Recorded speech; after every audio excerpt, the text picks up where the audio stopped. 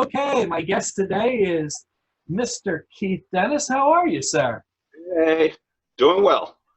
So, how has this affected you? How has the virus affected your life? Well, been working from home for the past month or so. That was a quick thing. We, our department chief had gotten a notice saying that they were going to start rolling out testing for that. He had not put that out to us because he did not think that we would be one of the first groups, and got a text that night saying, have your laptop, don't come in the next day. Still thought it was just like a 1 day test. Turned out to be, since whatever, mid-March or so, I've been working from home. Wow. So, do you get to play the piano at home? I've got a keyboard at home that I do some stuff on. Every once in a while, I pop down to Immanuel for one of the, services, or to record a video for one of the package for one of the services. Probably playing about the same. So, Sadly, so how about the guitar? Have you played the guitar lately? the guitar sits in its case. Have not pulled that out for a while because you have to hook that up to a couple of sound modules. But in time, hopefully. Yeah, to play the guitar again. So do you miss playing in front of everybody, or are you cool with playing to an empty crowd and having everybody watch you later? Well, I was fine when the piano was on the main floor. Not a fan of the piano being up on stage. I typically don't feel a great need to be seen. I just sort of, execute the music as opposed to performing the music or entertaining. I'm like that generally with all the music projects I've done. Okay. So what is your favorite song to play? And it doesn't have to be through church. I mean, just hey, Oh, it probably wouldn't be a church thing. I don't know if I have a favorite to play. Like I said, I don't practice as much or hardly at all. So there's not a repertoire of songs that I'm typically working on or anything like that. A lot of my music, whatever the current fave, will sort of change over time, or they'll sort of rotate. I would say probably Bach is my favorite. One of the inventions, invention number 8, I'd probably pick as a favorite, although I've not played it in years, so would have to practice it to get it hearable. okay. So do you own any CDs? I own a few. Yeah, we're probably around, I don't know, 12, 1,300 CDs, far fewer albums and cassette tapes from back in the day. But yeah, I like the ability to have the music, to be able to hold the music, more so for if anything happens. A lot of the music I'll, rip into iTunes or what have you, but if anything happens to the sound file, I can always go back at my own timing and re-record the music, as opposed to being dependent on Apple or whomever I've downloaded the song from. I still do downloads also, but yeah, I'm a CD person. So who have you been currently listening to? It varies. There's a fair amount of European symphonic metal groups that I'll listen to, Christian rock, a wide variety. We play, well, when there's no COVID going around, we play volleyball up in the Princeton area once a week, Saturday afternoons in like the spring and summer. And I will bring the iPod with a boombox and the playlist, and they never know what's coming next. It'll go from a Christian metal group to a Korean pop band to some girl group to a jazz tune to a Christian rap song to 40s things. So yeah, there's a wide variety. Yeah. Well, you kind of got into my deep dive here because I was going to go into volleyball with you. Okay. So you are Mr. Volleyball, as I don't know if everybody knows, but I know you are. So I wanted to have some volleyball questions. Sure. When was the last game you played? Last game would have been up at Princeton Day School. They run a league up there. Probably, I'm guessing, a couple of months ago. So like late February, early March, would have been a Wednesday night. And I think it's a 4-game match. I think we might have split that night because we only had 5 people versus the standard 6, which the other team had. Okay. Well, it's still pretty good to tie it up. So, do you enjoy spiking the ball, or do you enjoy stopping somebody from spiking the ball more? What do you enjoy? I'm better on defense. So spiking is a function of height, which I don't have as much as when we won a championship like a year plus ago. We had a guy on the team who was from Austria. He was actually on their national handball team, but he had learned some volleyball skills. He was 6'9", so he was useful to have. Yeah. Also, I messed up the shoulder years ago, so the rotation isn't, always the best. So I'm much better on defense, able to dig balls. Oftentimes, I can anticipate where the ball is going to go before it's even gotten to the spiker, so that's useful. Not always, but often enough that I take pride in the defense. Now, do you ever play beach volleyball, or is that not it? The thing we do up in Princeton area, that's actually sand volleyball. So we play in a park on the sand. We play more than just doubles. I have never been a real fan of doubles. It always seems like a lot of extra work for me. Fours in the sand is actually my favorite. So whether at the beach, it's actually been a few years since I've been down to the beach to play, but there was a league that I played in a number of years during the, again, summertime. That's a fours league, which is, my favorite. Don't know that it'll happen this year, but yeah, have enjoyed it in years past. Yeah. So now you once coached you refed for the Special Olympics. That's right. That's right. Haven't done that for a few years. They changed the schedule, so I haven't made it out. I'll get an email on the email list, but it usually comes up where the guy sends it out, midweek saying we need refs, and I always mean to, send him a note saying, all right, let me get the sort of schedule so I can, carve out some time ahead of time. But yeah, I did that for a few years. It was a lot of fun, a lot of the participants, you see them really making an effort, and there's levels to their abilities and that sort of thing. We sort of ref to that, but it was great participating with them, as well as some of the adults, that come with the team that, coach them, assist them, that sort of thing. And we was doing the reffing up at the Special Olympics facility up in Lawrenceville off of 295. Up near Princeton. So how did you actually get involved in the reffing? Some of the guys, one of the guys who played in the Princeton Day League school, Princeton Day School League, he has been involved with them for a number of years, sort of coordinating reffing as well as some of the other sports that are involved. So he had mentioned it. The girl he was going out with at the time also participated. So a friend of mine from a couple of volleyball teams named John I. Lacey and I decided to give it a try, and we've done it, several times since then. Okay, very cool.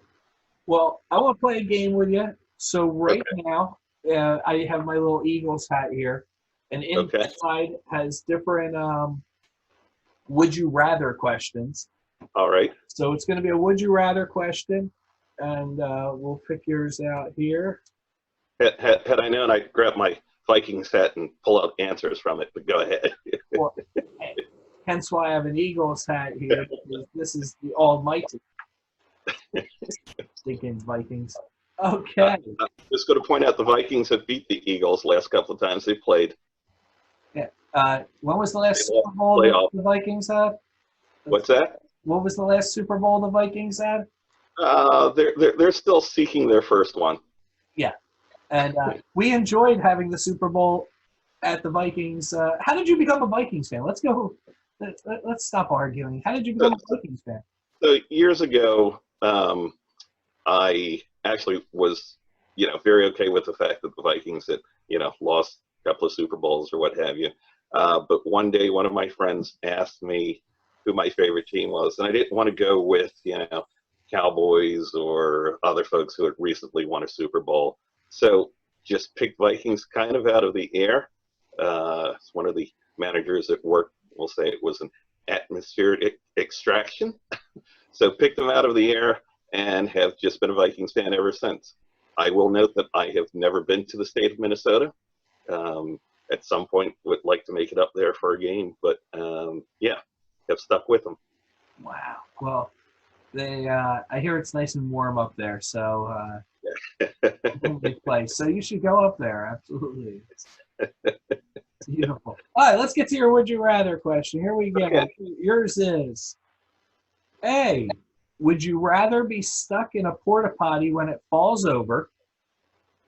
Or B. Would you rather be locked in a gas station bathroom for a week? I'm going to go with the gas station bathroom for a week. Yeah.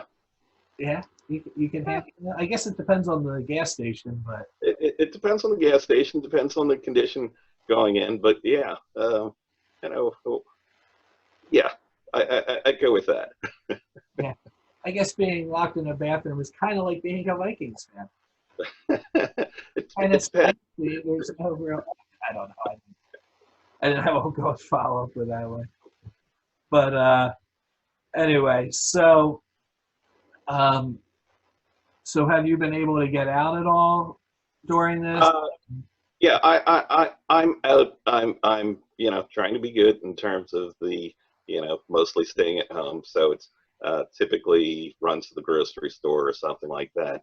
Um, Occasionally, I'll go down to drop off some food to Jody.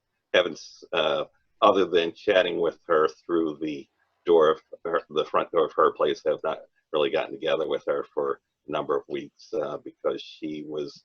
Um, as many of you might know, she had influenza A and then had recovered from that mostly, but was not feeling 100%. Did get tested negative for coronavirus, but through a phone consult, they had diagnosed her with pneumonia. So both she and Lily, who has POTS, which has an autoimmune deficiency component, are in a somewhat compromised condition. So have been careful not to, contact them or be, in vicinity with them. Um, but yeah, so every once in a while I'll be out.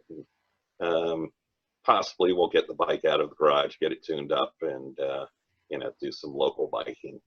Nice. Nice.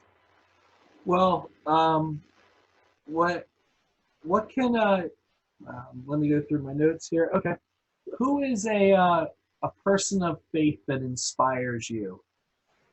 I'd say coming off of this morning's sermon, but not just because of that, Pastor Vince is very much so. He provides a lot of leadership and shepherding for the family of Immanuel.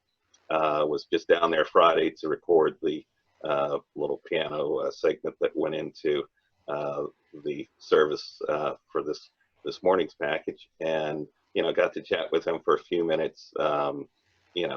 Just sort of chatting through the challenges that he's experiencing in trying to sort of maintain the relationships among the church family where they can't get together easily, but doing what he can in terms of the live streams or the Wednesday night Facebook live events that they go through, as well as just over the years seeing his biblical knowledge as well as compassion for the not just the family of Emmanuel or the family of Christ, but folks, whether it's in Maple Shade or other parts of New Jersey or the world, just his desire to live a godly life.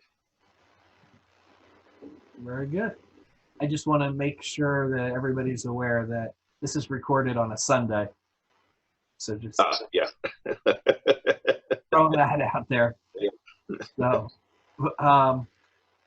well, I know that we're going to be praying for both Jody and Lily and the family there. But what's something we can pray for you about? Just that I've moved into a new role at work, back on the IT audit side. So just that, and I enjoy it there.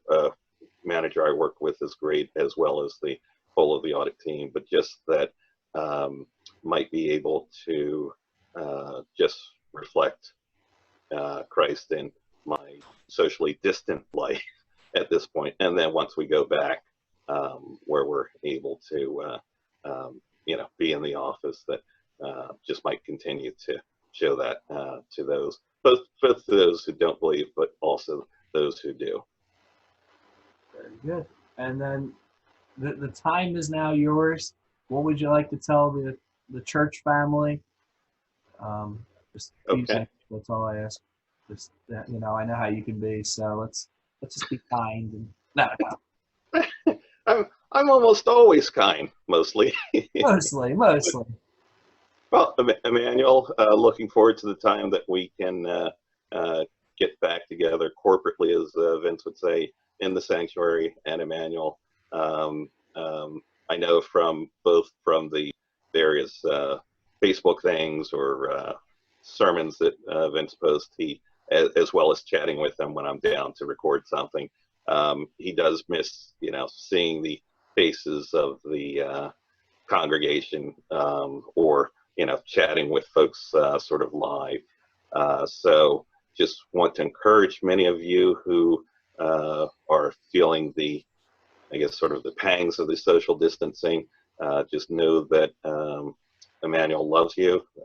Pastor Vince, Pastor Greg, the deacons love you, care about you, and are trying to maintain that our congregational relationship, that feeling of family, as well as being available to do things to assist those in need during this time.